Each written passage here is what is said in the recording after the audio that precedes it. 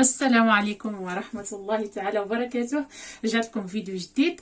نتمنى انكم تكونوا بخير وعلى خير وفي اتم الصحة والعافية يا رب العالمين. اللهم صل وسلم وبارك على الحبيب المصطفى سيدنا محمد وعلى اله وصحبه اجمعين ومن تبعهم باحسان الى يوم الدين.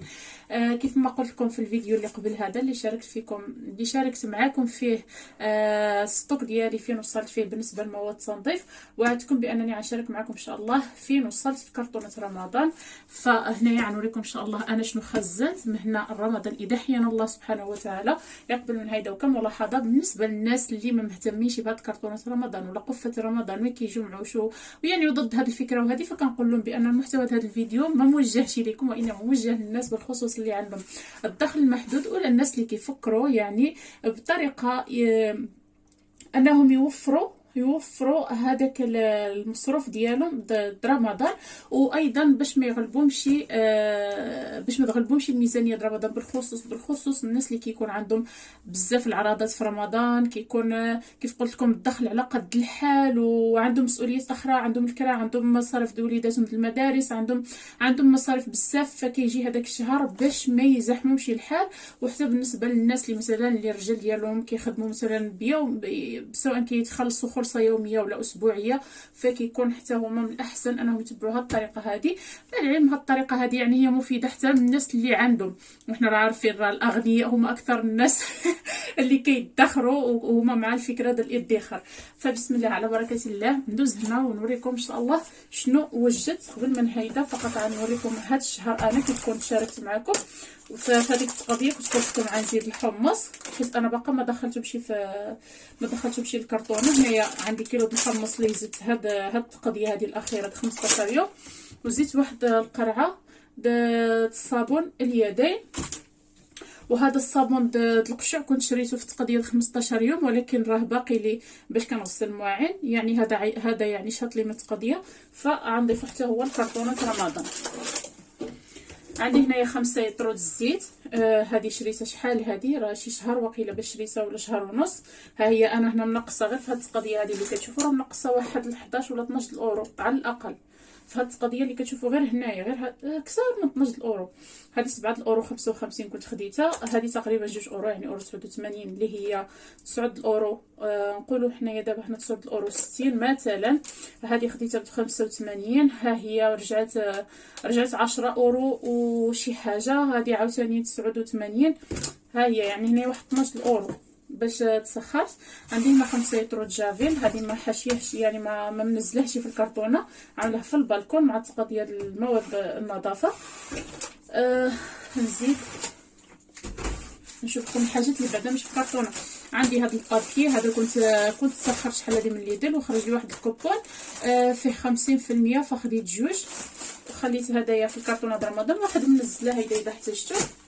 نفتح معكم هذه الكرتونه. هذه هي اول كرتونه كنت بديت بها الصراحه في قضيه رمضان. كنت شريت طنجره هي نيت انا كنطيب فيها. كنت شريت الطنجره وبقات لي الكرتونه ديالها، وتما كيفاش كنت بديت يعني نقتنع بهذه الفكره ديال القفه، وقلت بسم الله على بركه الله نجربها، انا ما خاسره حتى شي حاجه.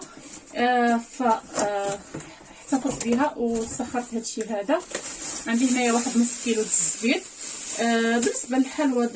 بالنسبه للحلوى العيد وحتى في رمضان كيعجبوني بزاف طويجنات بالبصله والزبيب وطويجنات حلوين.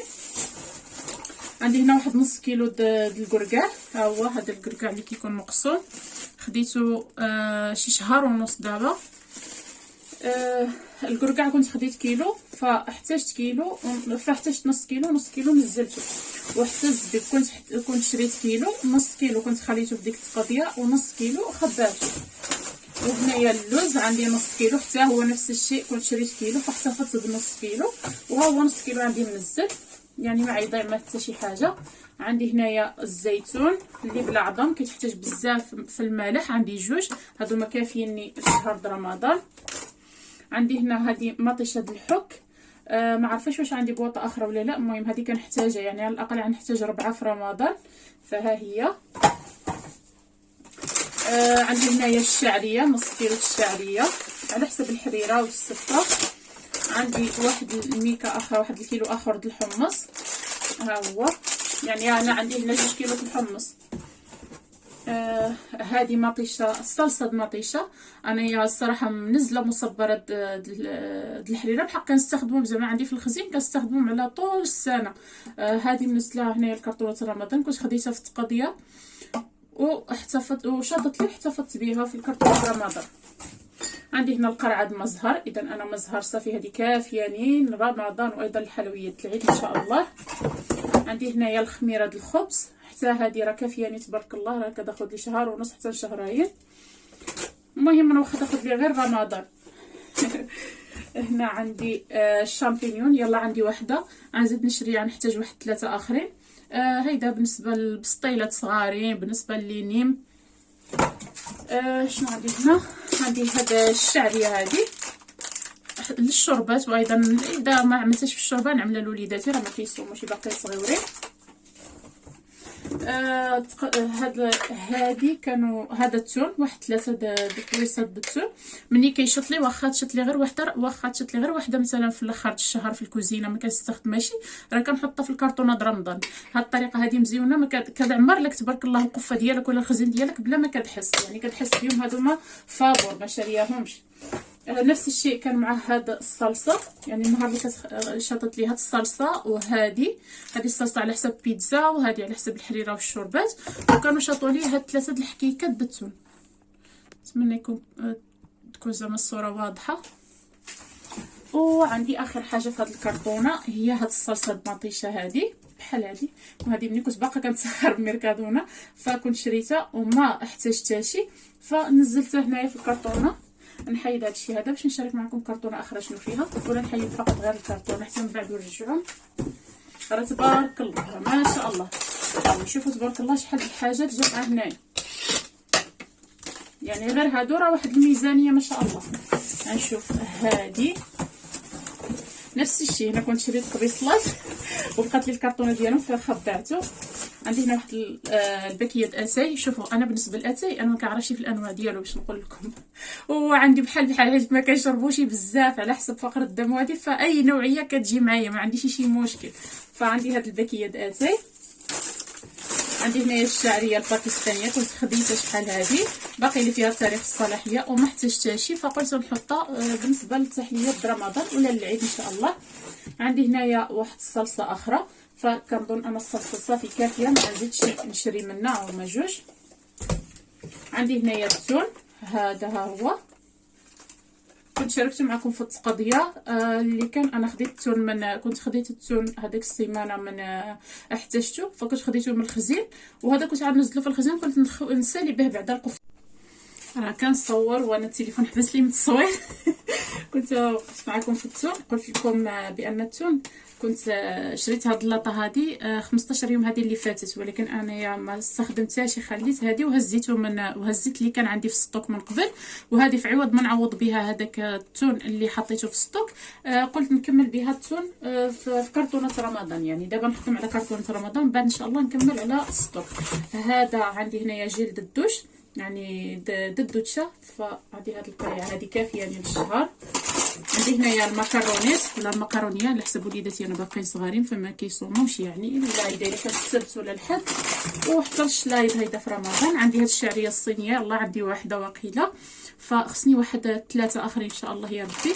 عندي هاد النوعيه هذه، والتاريخ ديالها باقي حتى 10 شهر 4 2024.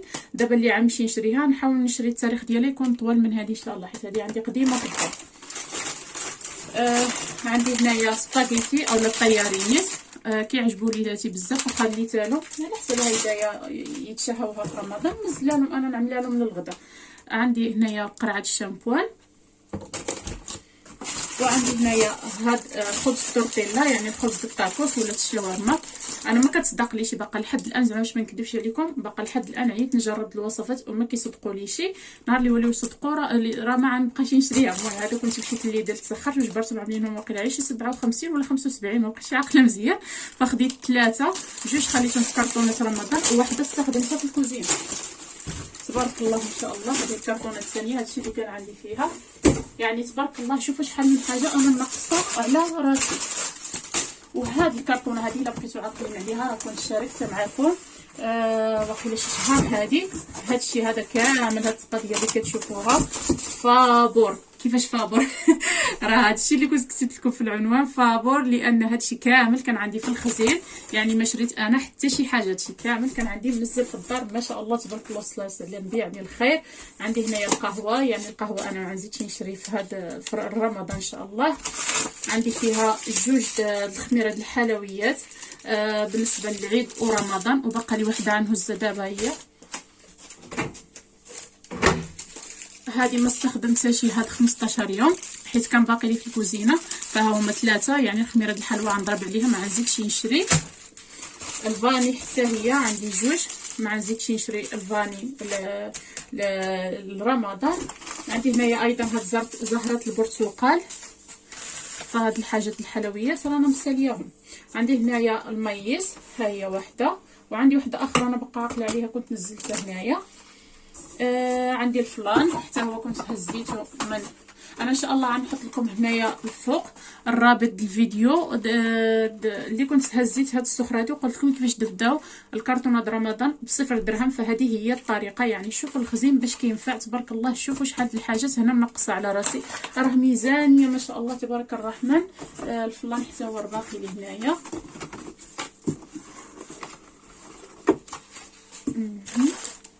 عندي هنايا الرز، كيلو د الرز كافي هذا ان شاء الله لرمضان. المكرونيه ها هي وحده اخرى، يعني هادو راه كافيين لرمضان. تبارك الله راه كافيين. عندي هنا كيلو ونص وانواع مختلفه ويشيطوا لي هادو ما شاء الله. عندي هنايا السكر عندي هنا واقيلا 3 كيلو 3 كيلو. يعني هنا عندي العسل انا كنعمل في رمضان كنعمل 3 كيلو د العسل على حسب المعسلات. باقي خصني نشري السكر ان شاء الله واحد 4 كيلو بحال هكايا. عندي هنايا الملحه، ها هي ما نزيدش نشري الملحه يعني هذه محيداها. عندي هنايا هدايا بحال كنور يعني مكعب مرق السمك الكالدو د الحوت كنستخدموه في الصباط. نقدر نزيد واحده اخرى كنستخدموه في الشوربات، وكنستخدموه حتى ملي كنبغي كنعمل هيدا المملحات بذوق السمك. عندي هنا 2 كيلو د الطحين، هذه على حساب فيها كيلو الشباكيه وفيها كيلو د الصفوف. باقي خصني نشري الطحين ان شاء الله. انا ديجا راه غنشري زعما 25 كيلو د الطحين الكامل، ولكن هيدا الا بغيت الحلوى ولا شي حاجه ضروري خصني ليله الفرص. عندي هنايا الشعريه، كيف شفتوا انا شاركت معكم نص كيلو الشعريه من قبل، فين حطيته؟ المهم راه منزل هنايا. عندي كيلو ونص الشعريه صافي ما نزيدش نشري لرمضان. عندي هنايا الطعام كيلو كافيني الا عملتو هيدا في النص د رمضان ان شاء الله، يعني ليله د نصف رمضان وفي العيد. هاد الماركه الصراحه مزيانه بالنسبه للبنات اللي كاينين هنا في اسبانيا، كنت كنشريها من ميركادونا وبقى حتى الثمن ديالها نفس الثمن اولا اقل من عند المغاربه، وكسكسو ديالها خطير. ها هو هذه الحبه وقيله موين موين، كانوا كيجيبوا حتى الرقيق ولكن شحال ما شفتهم جابوه بالنسبه للميركادونا اللي عندنا حنا هنايا. عندي الحمص، هذه عملتها يعني بورسيا كاسو، يعني هذا من باب الاحتياط اذا كان تسالالي مثلا الحمص من الفريغو مفزق وبغيت انا نعمل حريره فغنجبرو واجد. ها هو. عندي هنايا القرفه كنت خديتها على حساب العسل وعلى حساب الطويجنات. عندي الميز، ها واحده ها الثانيه، غنزيد ان شاء الله واحد 2 اخرين. هيدا اذا احتجتو الميز كنحتاجو في الشلاضه، او كنحتاجو ملي كنبغي نعمل هذوك الخبيزات البطيبيطات معمرين بالشلاضه، يعني معمرين بمذاق بارد. عندي هنايا التون، فالتون صافي ان شاء الله ما غنزيدش. ها هي الكميه اللي عندي من التون. عندي تبارك الله نقولوا هذه باكيه صغيره. هنا عندي 6 وهنايا 3 9، وهذيك وحده هي نوريها لكم. هذه كنت شحال هذه يعني دابا حنا راه مقاطعون، غنقولها ونعاود نقولها في الفيديوهات ديالي. هذا كنت كناخذو من كارفور فاش كيعملوا ديك 3 بوردوس، يعني تاخذ تشري 2 وتخلص، تشري 3 وتخلص غير 2، يعني واحد كديه فابور. فكنت كنمشي بالخصوص على التون، هذه فيها 8 كتقام عليا ب4 اورو شي حاجه. المهم حنايا القضيه ديالنا يعني اغلى من اي ثمن، يعني واخا يعطيوها لي فابور والله ما يدخل الدار ديالي دابا.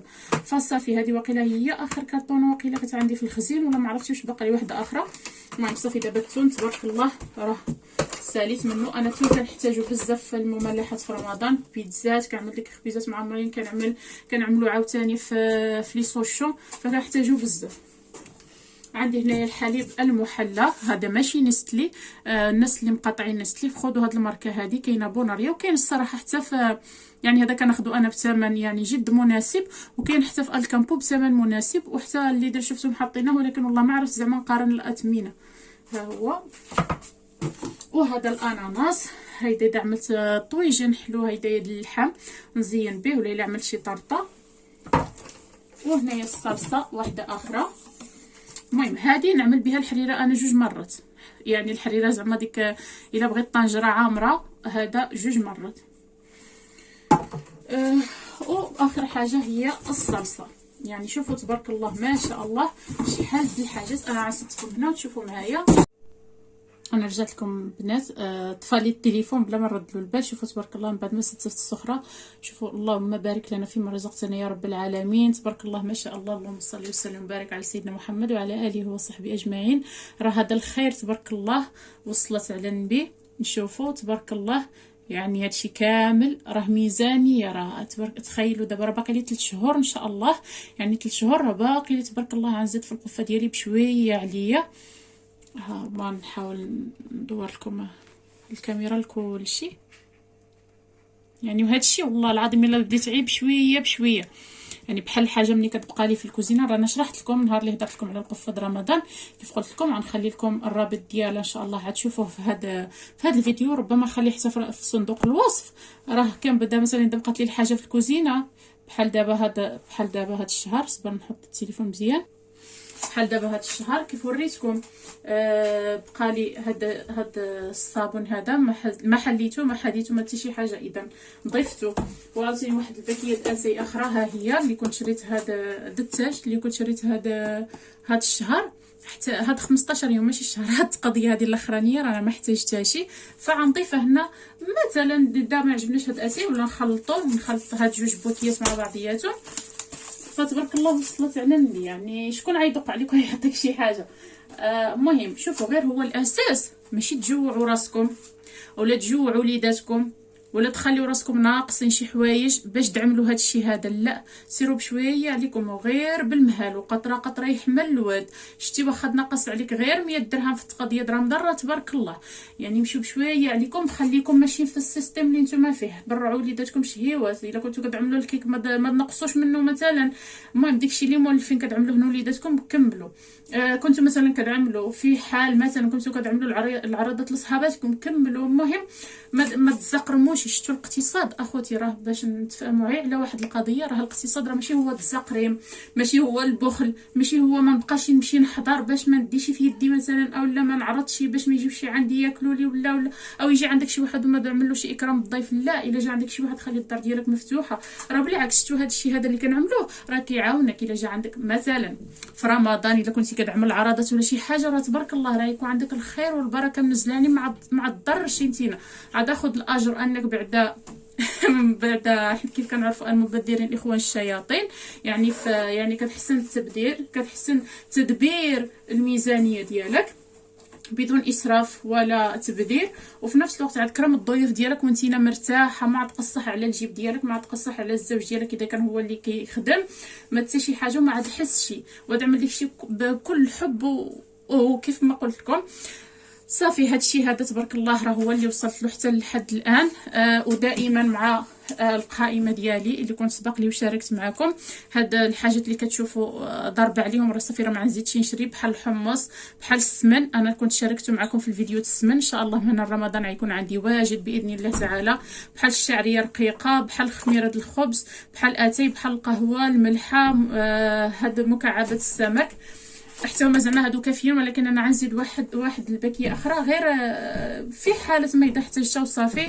بحال الروز والكسكسو والمقارونيه، بحال الفلان، بحال الزيتون المعلب، والتون والصلصه ديال البيتزا وماء الزهر والفاني والخماره ديال الحلوى والقرفه والباديان.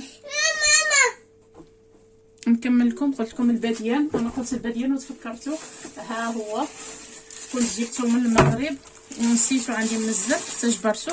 الباديان هو هاد النجيمات كنحتاجوهم في العسل، وكنحتاجوهم في مثلا باش نبغي نعسل البرقوق، نعسل المشماش، الطويجنات وشي حاجه، يعني حتى هو غنضيفو مع القرفه. وبالنسبه للمواد التنظيف والعنايه الشخصيه عندي الشامبوان، عندي جيل، عندي الصابون ديال اليد نقص عليه صابون معين وجافيل. بالنسبه لصابون الملابس انا عندي في الخزين كيف شفتوا، يعني الحاجات اللي كنخدم عليها في الستوك صافي غنخليها في الستوك. وبقى لي تبارك الله ما شاء الله راه باقي لي بزاف د الحاجات، ولكن تبارك الله يعني لو بقيت ماشيه غير بحال هيدا راه صافي. بالنسبه للمسكر الحره راه عندي غنضرب عليها، كنت جبتها من المغرب. وبالنسبه للعسل راه صافي غنضرب عليه لان انا عندي السكر ديالو صافي. هادشي اللي كاين. ان شاء الله يا ربي فاش نتقضى عاوتاني هذا 15 يوم هادي، فاش نتقضى على شي حاجه باذن الله تعالى رمضان نشاركها معكم. هادشي اللي كيمشيو بشويه عليكم، ودائما عملوا القائمه ديالكم وخذوا غير داكشي اللي نتوما كتحتاجوه، وبشويه يعني اللي باقا ما عملاتهاش راه باقي ما فاتاش الوقت، راه 3 شهور تبارك الله، راه ما تجمع وراه ما تعمل فيها. بالنسبه الا كنتو مثلا ما دوحلوش يعني ما تخربقوش، ملي كتشوفوا مثلا كتدخلوا القنوات كتشوفوا اللي خدام على الستوك، اللي خدام على القفه رمضان، فالنصيحه اللي كنعطيكم هي انكم تخدموا على قفه رمضان هي الاولى. وبالنسبه للستوك اذا جبرتوا شي حاجه مثلا في العروض يعني واحد الثمن د الهمزه وهذه ممكن حتى هو تاخذوه. يعني ما تبداوش ستوك مثلا تشريو الحاجه بالثمن ديالها وتحطوها وتخليو عليكم قفه رمضان، نقصوا عليكم هاد القفيفه هذه. بالخصوص انا كنهضر مع الناس كيف قلت ونعاود الناس اللي عندهم الدخل محدود وعندهم وليداتهم صغارين وكيتزاد عليهم المصروف في رمضان، فهاد الطريقه ما كاينش ما احسن منها، ولو انني كنصح بها زعما الجميع، يعني اللي عنده واللي ما عندوش. اللهم لك الحمد، يعني انا في الحاله ديالي اللهم لك الحمد، اللهم ادمها نعمه واحفظها من الزوال. انا ما نوحلش يجي رمضان وغنمشي نتسخر ما يضرنيش داكشي، ولكن الصراحه انا عزيزين عليا التحديات فعملت هذا التحدي هذا، نتحدى راسي ونشوف راسي انا لاش قادره نوصل. ما يبقاش الانسان يعني كنشوفوا بحال يعني الراجل راه خدام مسكين كينوض في الفجر ما كيرجع حتى المور المغرب مثلا الدار، كيجيب ديك الخلصه ديالو، واش غنبقاو حنايا عاطينها غير مثلا غير الماكله والشريب وفهمتي، وحنا عندنا وليداتنا كيكبروا، يعني حنا في واحد البلاد اللي ما فيها حتى شي حاجه فابور، يعني ولو انا كنسمعوا مثلا الطبيب فابور هذه راه عندنا ضرائب، راه عندنا المدارس ديال وليداتنا، راه عندنا مصروف الطوموبيل، عندك مصروف ديال الكرا، الماء، الضوء، الويفي، التليفون، راه بزاف د المصاريف. وليداتنا ملي كيكبروا راه ارخص جامعه كاينه هنا حنا بعدا عندنا هنا راه ارخص جامعه تخلص واحد 4000 الاورو، يعني 4 المليون في العام. وتبارك الله احنا معروفين يعني الاسر العربيه والاسلاميه ما كيكونش عندنا واحد الطفل، راه كيكونوا عندنا اقل حاجه 2 الاطفال ولا 3، يعني مني غيوصلوا تبارك الله تخيل فاش غيوصلوا وليداتك انت يعملوا 18 عام يكونوا عندك 2 العيال، راه 8000 الاورو راه ماشي واحد الثمن زعما بسيط اللي عاد وفروا لهم، بالخصوص الزوج بوحدو اللي كيكون خدام عاد وفروا بين ليله وضحاها. من دابا الانسان يبدا بشويه بشويه. هاد قفه رمضان الفلوس ديالها تقدر تحطهم مثلا في الكونت البنكه لوليداتك، تقدر تزيد بهم شي تخبعهم دوير الزمان، تقدر تزيد بهم شي حاجه انت محتاجاها، تقدر تنقص عليك الكسوه الدراما د العيد. وهذا الشيء اللي كاين. نتمنى انكم تكونوا استفدتوا معايا، ونكملوا كيف ما بدينا الفيديو ديالنا بالصلاه والسلام على رسول الله. نختموا ايضا اللهم صل وسلم وبارك على الحبيب المصطفى، اللهم صل على سيدنا محمد وعلى اله وصحبه اجمعين. وفي امان الله. ونتمنى انكم تكونوا استفدتوا معايا وتحفزتوا باش حتى نتوما تاخذوا هذا التحدي مع ريوسكم وتبداو القفه ديالكم.